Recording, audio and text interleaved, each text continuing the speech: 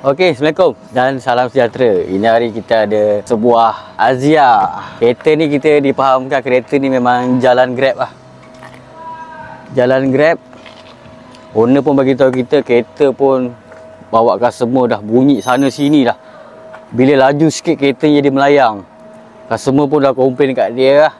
Jadi dia pun cakap dia nak hantar kat kita, minta kita check kan kereta ni pun kita dah inspect. Memang ada masalah lah di bahagian under garage dia. Jadi kita pun dah quotation dekat owner. Owner pun proceed nak buat.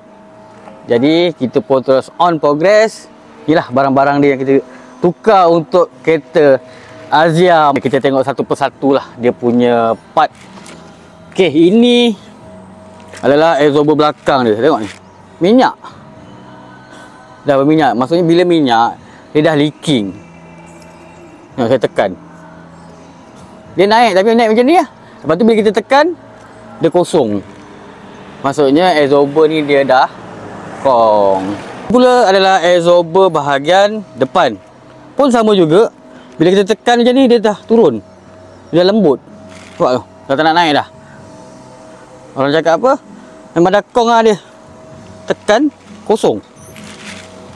Untuk kereta ni kita pakai absorber brand heavy duty KYB RS. Memang sesuai lah untuk pemandu-pemandu Grab ataupun e-hailing yang bawa penumpang, memang sesuai lah pakai yang heavy duty. Bila kita pakai yang standard ni, dia bukan tak boleh pakai, cuma ketahanan dia tak dapat lama lah. Benda ni memang wear and tear, tapi kita kalau boleh pakailah yang heavy sikit. Nanti kan ada isu pakai sekejap rosak lagi, rugi lah. Better kita masukkan yang heavy duty punya. Ini untuk bahagian dia punya lower arm, dia nampak tak tu? Pecah. Ni boleh jadi satu punca. Bila mana dia pecah, dia akan makan tayar tau benda ni. Sebab bush arm ni bila pecah, tayar dekat atas jalan tu dia tak dapat stable. Jadi untuk kereta ni kita pakai lower arm heavy duty. Heavy duty ni macam mana, memang dia tahan lah. Sebab kereta pun daily use jalan, buat Grab, better kita masukkan heavy duty lah. Daripada segi material part, bushing, berjoin kita pakai yang heavy duty punya. Untuk jangka hayat tu panjang sikit. Okay, ini dia punya condition stabilizer link. Nampak koyak. Grease pun dah tak ada dalam. Dah ada free play lah. Bahaya kalau benda ni tercabut. Kalau dia tercabut, dia duduk diam tak apa. Dia tercabut, terbelit dekat dry sub ke, dekat mana-mana komponen yang bergerak, biar dah boleh melibatkan pemanduan pula. Jadi better kalau buat under garage, suspension part, check lah menyeluruh. Sebab apa? Benda tu kita sekali buat je.